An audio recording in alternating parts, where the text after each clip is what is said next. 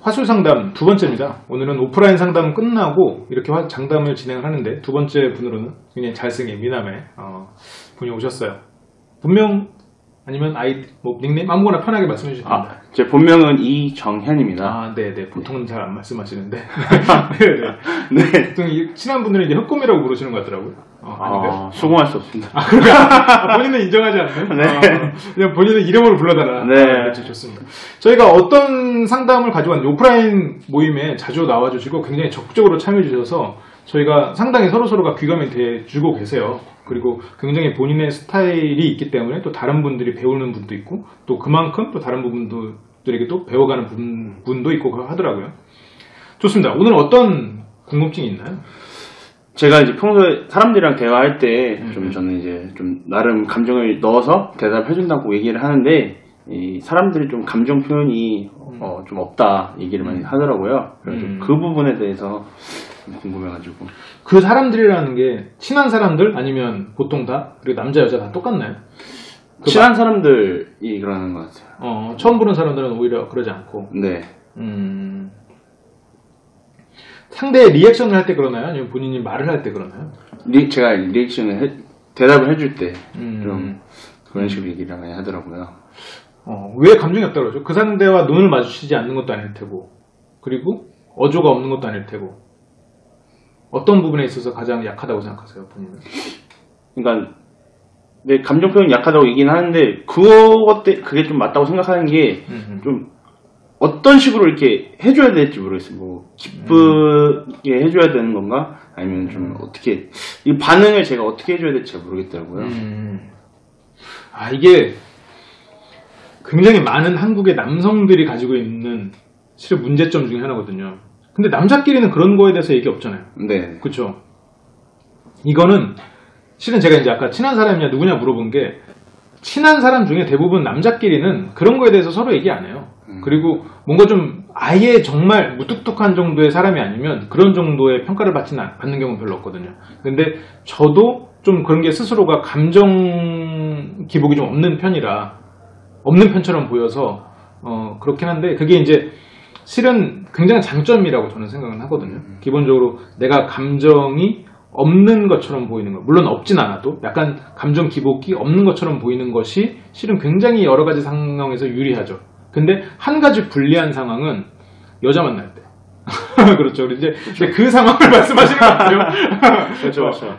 근데 대부분의 상황은 내가 좋을 때 너무 좋거나 슬플 때 너무 슬프나 이런 기복을 없애는 게 상당히 유리해요. 그러니까 왜냐면 상대의 감정이나 이런 걸 끌어내는 게 유리하지 내가 너무 드러내는 거는 상대가 부담스러워할 경우가 많거든요. 특히나 우리나라 사회에서는 사회생활에서도 그렇고 남자 간에도 그렇고 이게 너무 감정을 드러내는 사람은 기본적으로 약간 좀 기피하게 돼요. 왜냐면 나도 저 사람처럼 드러내야 되나? 라는 그 두려움이 생겨서. 네. 그래서 이제 조율을 잘해야 되는데 이 사람이 느끼기에 넌 감정이 너무 없어라고 하는 사람들을 대응할 때는 그 사람하고 맞춰주면 되는데 이게 일종의 동일시 훈련이거든요.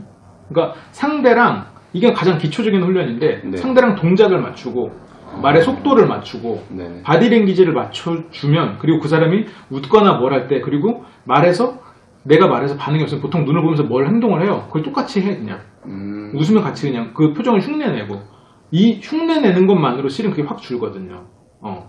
그러니까 내가 말하면서 그 사람 같은 경우는 내가 말하면서 막 웃을 거야 아니면 뭔가 할 거야. 그걸 그냥 따라하는 거지.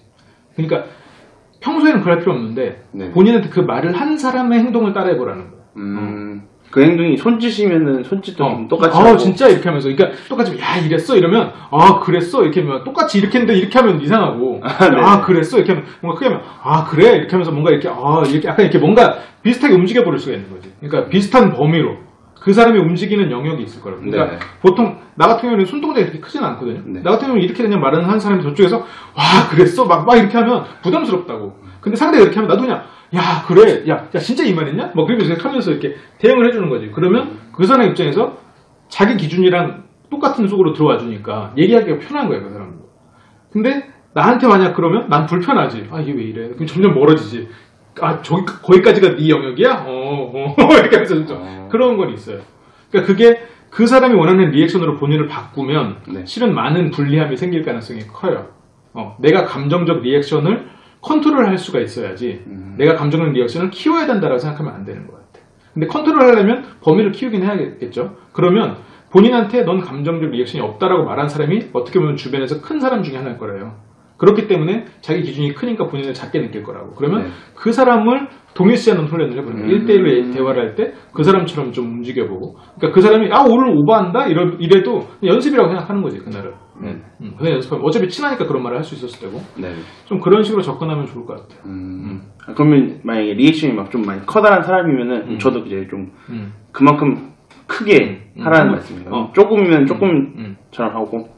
그러니까 이게 그 사람하고 완전히 친해져서 신뢰가 쌓이면 굳이 본인 스타일을 바꿀 필요는 없는데 그 사람이 본인에 대해서 뭐 큰 신뢰도 없고 그 부분을 불편해 한다면 완전히 똑같이는 아니어도 약간 키워줄 필요는 있어. 그러니까 그러면 그 사람이 편안하게 느낄 거예요.